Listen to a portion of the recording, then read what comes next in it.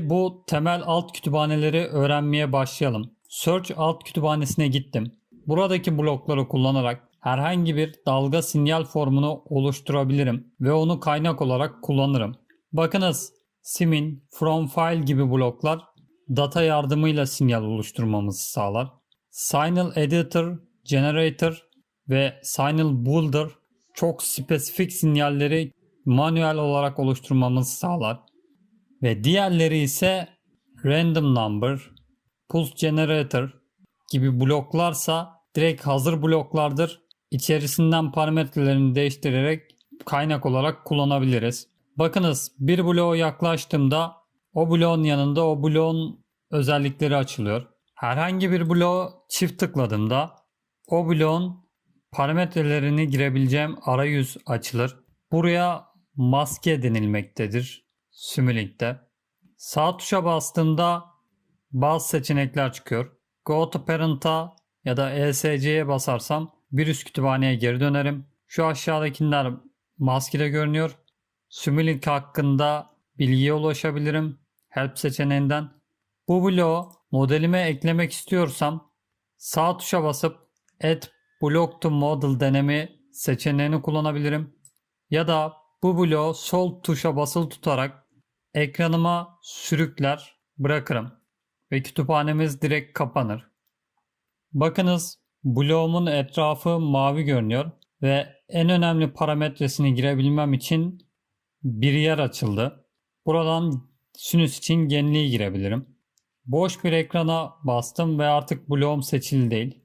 Tekrardan üzerine bastım, seçtim ve yukarıda blok tabu açıldı. Buradan genelde bloğun görünümüyle alakalı özellikleri değiştirebilirsiniz. Bloğum seçiliyken sol tuşa basarak şu yanlardan çektiğimde bloğumu büyütürüm. Ve yine sol tuşa basılı tutarak bloğumu taşırım. Sağ tuşa bastığımda bu bloğun özelliklerini değiştirebilirim. Ve boş bir yere bastığımda artık bu blok seçili olmaz. Bakınız, mouse'umun tekerleğini kullanarak fare imlecine doğru yakınlaşabilirim. Ve tekrardan uzaklaşabilirim. Sinüs bloğunun üzerindeyken bir uzaklaşayım. Bu bloğu ekrana sığdırmak için şu yandaki Fit the Wove butonunu kullanabilirim. Ya da CTRL 0 kısa yolunu kullanabilirim. Yazıyor burada zaten. Ve buradaki butonların kısa yolu vardır. Ben neredeyse hiç kullanmıyorum. Bastım ve ekranıma sığdı blok. Tekrardan uzaklaştıracağım. Mouse'un tekerlek tuşuna basılı tutup model ekranımı taşıyabilirim. Burada ben model ekranında hareket ediyorum aslında. Model ekranında tuttuğum noktayı bir yerlere doğru götürüyorum. Bloğu hareket ettirmiyorum. Ama blokta ekran ile hareket ediyor. Şöyle bıraktım. Burada sinüs sinyalim var. Bunu görüntülemek istiyorum. O halde kütüphaneme giderek Sinks alt kütüphanesine gelirim. Bakınız, burada ToFile ve ToWorkspace ile verilerinizi başka yere aktarırsınız. Scope ile sinyallerinizi görüntüleyebilirsiniz. Display ile sadece tek bir sayı değerini görüntüleyebilirsiniz. Scope'umu tutarak model ekranıma sürüklüyorum ve şöyle büyütüyorum. Üzerine basılı tutarak taşıyorum. Bakınız, hizalama yapabilirim. Mavi çizgiler çıkıyor. Bakınız, kaynağımda şöyle bir çıktı işareti var. Buraya geldiğimde imlecim artı oluyor. Mouse'uma basılı tutarak buradan çektiğimde bir sinyal çıkar ve bu sinyali scope'um ile birleştirebilirim.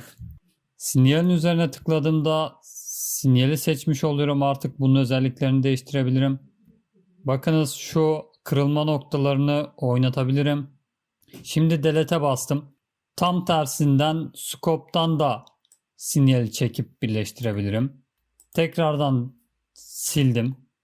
Scope'u sinüsün ucuyla aynı hizaya getirdiğimde arada mavi bir çizgi açılıyor. Buraya tıkladığımda yine birleşme işlemini yapmış oluruz. Şimdi bir model yaptım ve bu modeli simüle etmem, koşturmam lazım. Blokları koymak, birbiriyle bağlamak modelleme olarak tanımlanabilir. Ve modelimizi koşturmak, çalıştırmak ise simülasyon olarak tanımlanabilir. Bakınız yukarıda simülasyon zamanımı değiştirebileceğim tab var. Şu an simülasyon zamanım 10 saniye. Altında hızlı, çok hızlı seçenekleri var. Ve adım koşturma, ileri doğru adım koşturma, tamamen koşturma butonları var. Bir de durdurma butonu var.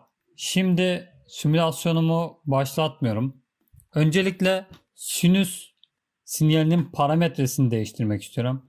O halde içine girmek için üzerine çift tıklarım ve sinüs bloğu arayüzü açılır. Bakınız üst tarafta bu blok hakkındaki bilgiler var. Formülü de verilmiş ve bu formülde bazı parametreler var. Bu parametreleri ben girdiğimde çıktı sinüs sinyalim bu parametrelere göre belirlenir. Bakınız parametreleri aşağıdan girebilirim. Bana iki farklı seçenek sunulmuş. Zamana bağlı mı yoksa örnekleme bağlı mı? Dışarıdan bir sinyalle sinüs dalgamı belirleyebilirim. Use external signal kullanarak. Ama şu an simülasyon zamanını kullanacağım. Sample time continuous sinyaller için sıfırdır. Sample time'ı değiştirirsek ayrık zamanlarda y değerleri olur ve sinyalimiz discrete olur. Buraya 2 yazalım mesela. Bakınız burası turuncu oldu biraz. Bu değişiklik yaptığım ama eklemediğim anlamına geliyor. Aşağıdan Apply'a bastığımda değişikliği ekledim ve sinüs sinyalim discrete oldu. Bloğun üzerinde görünüyor. Bu tekrardan 0 yapalım ve Apply'a basalım. Şimdi ben frekansı arttırmak istiyorum. Örneğin 2 yapalım. 2 radyan bölü saniyeymiş. Ve aşağıdan Apply'a bastığımda bu özelliğim eklendi. Burası beyaza döndü. OK'ye bastığımda buradan direkt çıkarım. Scope'uma girmek için ise çift tıklıyorum. Scope arayüzüm açıldı. Büyüttüm. Bakınız bir grafik var. Ve bu grafikte şu çizgiler, gridler var. X eksenimiz ve Y eksenimiz var. Yukarıda scope'un özelliklerini değiştirebileceğimiz tablar var. Bunları kullandığımda anlatacağım. Simulink her bloğun bu şekilde tabları vardır. Her birinin tek tek anlatmanın manasız olduğunu düşünüyorum. Uygulamalı olarak kullandıkça daha iyi öğrenileceği kanısındayım. O yüzden tek tek anlatmayacağım. Bakın şu alttaki butonlar bizim tüm ihtiyacımızı karşılar. Configuration Properties ile scope'umuzun ayarlarını değiştiririz. Yine simülasyon için kullanacağımız butonlar var. Zoom butonu, sığdırma butonu ve ölçme butonu var. Şimdi ben simülasyonumu adım adım koşturacağım. Bakın şu mavi butona bastığımda koşturma işlemi başlar. Basalım. Şu an başladı. Ama bakınız biraz zaman geçecek. Ve şu aşağıda simülasyonumda ne olduğu yazıyor. Sağ tarafta da yazıyor. Derleniyor şu an. Biraz beklememiz lazım. Şu an bir adım koşturdu ve durdu. Gelelim.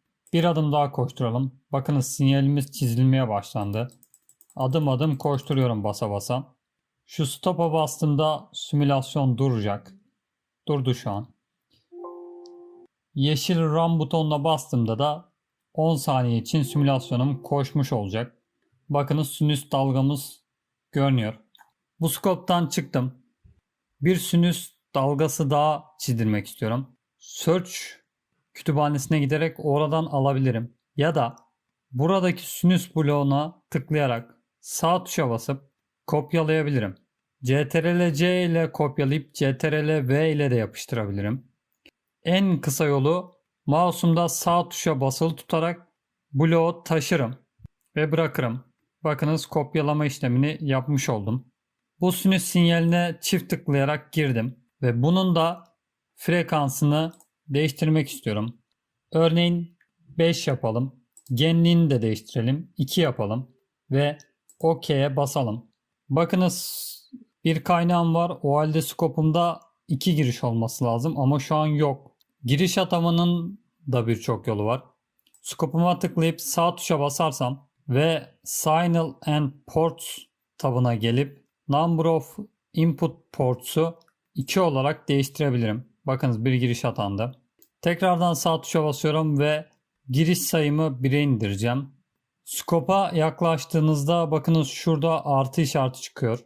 Sol tuşa basılı tutup çekersem buradan bir sinyal girdisi alırım. Ve bu sinyali sinüs dalgama birleştirebilirim.